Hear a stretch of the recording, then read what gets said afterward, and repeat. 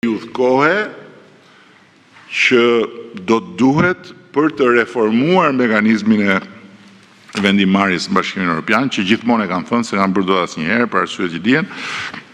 Dhe keni parasysh një gjë, kjo nuk është diçka që pashur një natë në ëndër edhe fillova të flas. Kjo është diçka që ka qenë aty, ka pasur kohë më parë qasje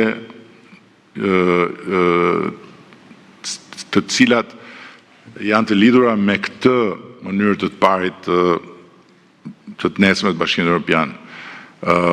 Ka qenë kohë më parë ideja e krijimit një Europe me disa shpejtësi, e krijimit një Europe me disa kate, po themi, etj, ku një pjesë e vendeve sot faktikisht Schengeni që praktikisht i ka përmbledhur të tërë, ka qenë një mekanizëm që nuk e kishte, për shembull Rumania, Bullgaria, Kroacia ishin në BE, po s'ishin Schengen, për shembull. Ose kur kanë hyrë në BE në fillim Portugalia me Spanjën, nuk kanë pasur të njëjtat të drejta dhe të njëjtin akses në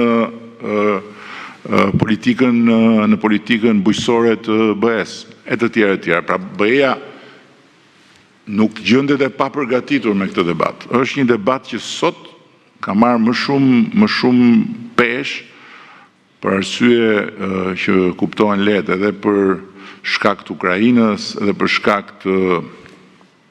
të rritjes disa forcave në vendet e Bashkimit Evropian që nuk janë shumë, për ta thënë lehtë, nuk janë shumë gatshme të pranojnë zgjerim, për shkak të vështirësive që kanë pas vetë ata në vendimarrje nga vetoja këtu e atje. Kështu ne nuk kemi asnjë arsye që të presim, dhe ndërkohë s'kemi asnjë arsye që të trembemi, përkundrazi ne duhet të jemi proaktiv, sepse është shumë e rëndësishme çfarë mendojnë vendet e reja. Jo të gjithë mendojnë si unë në vendet që duan të hyjnë. Ky është fakt, edhe ne bëjmë këtë debat me njëri tjetrin. Disa thonë, po pse ne t'i marrim gjitha. Po, t'i marrësh gjitha, problemi është ja i merr dot ajo. Ndërkohë që ne njëherë duhet të hyjmë atje. Pastaj, pse çfarë qameti kemi ne që s'kemi veto për një periudhë, kujt do të vëmë veto? Ne do të vëmë veto këtu çohet një ambasadë, bën një deklaratë dhe tundet gjithë Shqipëria nga tenxheret që bëjnë sikur u qua Zoti i Madh dhe foli. Do mbajmë veto ne, se do shkojmë atje t'i vëmë veto Gjermanisë, Francës, Italisë. Ka vende, dhe ka shumë vende në Bashkimin Evropian, të cilat janë aty, nuk flas për të mëdhajet, ato vendosin, flas për të voglat që nuk e kanë përdorur kur veto. Dhe nëse kjo e lehtëson pozicionin e atyre që na marrin brenda, ne i themi okay, nëse ju vlen kjo gjë, pse duhet ne patjetër që në momentin e parë të kemi dhe deputetët tanë në Parlamentin Evropian, apo se i mungojnë Parlamentit Evropian druvarët që duhet ja çojmë ne me shpejtësi. Ne mund të jemi në një fazë parë me përfaqësues të quar nga partitë që rinë në rolin e observatorit, mësojnë atje, hapen zyrat, kuptojnë si funksionon Parlamenti Evropian, e kuptojnë që nuk është pyll, po që është një tjetër loj, e kuptojnë që aty nuk mund të marrësh fjalën për procedurë edhe të mbash peng Parlamentin me orë të tëra, e kuptojnë që aty po nxorë celularin, të vjen dikush nga mbrapa thotë nuk është këtu vendi për nxjerrë celularin, Parlamentin Evropian. Dhe kuptojnë dhe gjëra tjera dhe pastaj vjen momenti, bëjmë edhe ne me zgjedhje për Parlamentin Evropian dhe kemi dhe ne deputetët tanë. Çfarë pengese ka këtu, apo u shqetësuan molotovarët se u prish ëndra e madhe e tyre që e marrin zvarr duke marrë zvarë ca të verbër në rrugë, vetëm për të nxjerrë fotografi si digjen kazanët e Tiranës, edhe se si gjuhet me molotov, edhe se si po bllokohet këtu lufta kundër korrupsionit. Ndërsa për sa i përket rafinerisë, nuk kemi një projekt konkret, kemi pasur interesime, por nuk kemi projekt edhe për shkak se rafineritë, besoj e dini, janë gjithmonë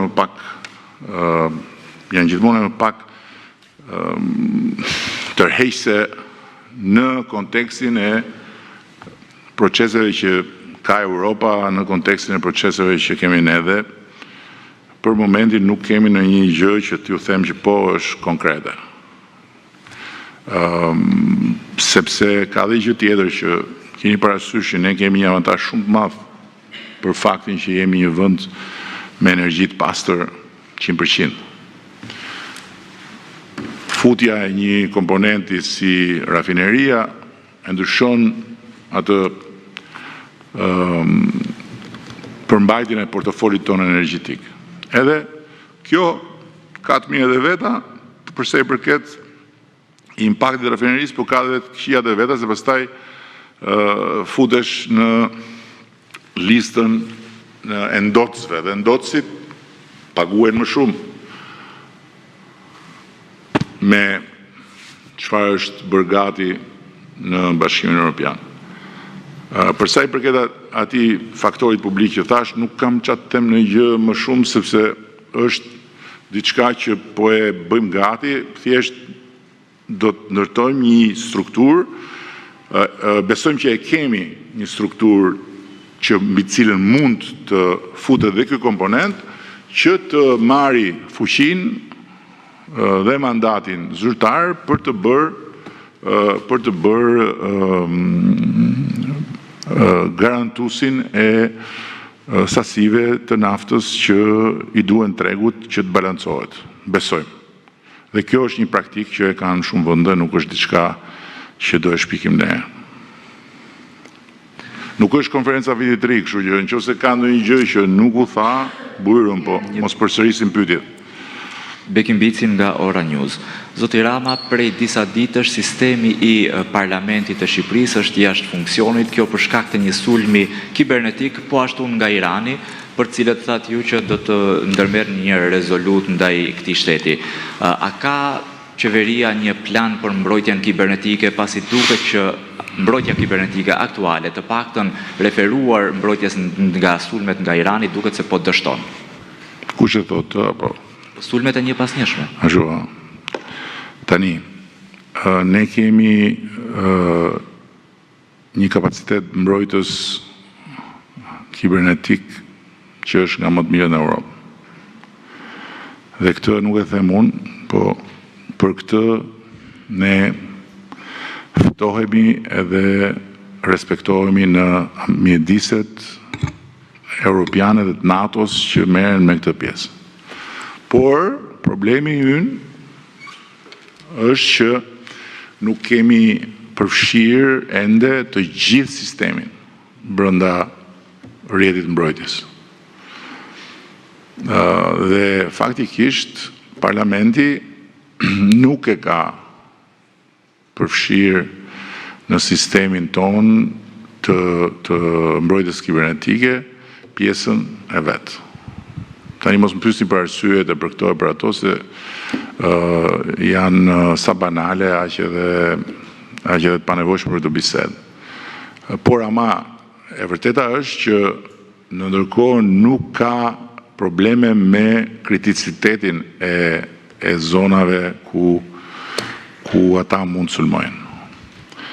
Dhe keni parasysh një gjë, ne sulmohemi nga Irani për ditë, nuk sulmohemi një herë, për ditë, nuk kanë ndalur asnjëherë sulmet. Dhe këto janë të dhëna sensitive, po të shikoni se në sistemet e mbrojtjes kibernetike ka lexim dhe gjurmë të çdo sulmi. Dhe po të shikoni bilancin e sulmeve që i bëhen Shqipërisë çdo ditë dhe çdo vendi, po Shqipërisë posaçërisht sepse ne kemi Iranin kuriz, është jashtëzakonshëm. Por nuk kam pas asnjëherë sukses në pjesën e infrastrukturës kritike. Institucionet e tjera që nuk janë në këtë sistem do të futen hap pas hapi, mos harroni që kjo kërkon edhe financim. Dhe sektori privat duhet bëhet gjithmonë më i ndjeshëm dhe duhet të hyjë në sistem. Bankat janë bërë pjesë sepse e kanë kuptuar sensitivitetin, ndërkohë që të tjerë duhet ta bëjnë sepse jo për shkak të ndonjë arsye tjetër, por për shkak të një sistemi të tërë kriminal, gjobash që vendosen nga hakerat dhe i vjen gjoba gjithë dunjas, të bllokojnë komplet të dhënat dhe thonë paguaj kaq që të lirojmë. Kështu që po nuk kemi probleme ne nuk na bëjnë dot asnjë dëm të madh, siç mund na kishin bërë në momentin kur na kapën, ende jo plotësisht përgatitur për të mbrojtur. Mbrojtja jonë kibernetike është spektakolare. Këtë mund ta them me plot gojë. Kemi aleatët më të mëdhenj dhe më të ditur për këtë punë, edhe kemi një sistem nga sistemet më të avancuara të mbrojtjes. Ju falenderoj shumë për këtë komunikim dhe ndjes për kolegen tuaj. Faleminderit.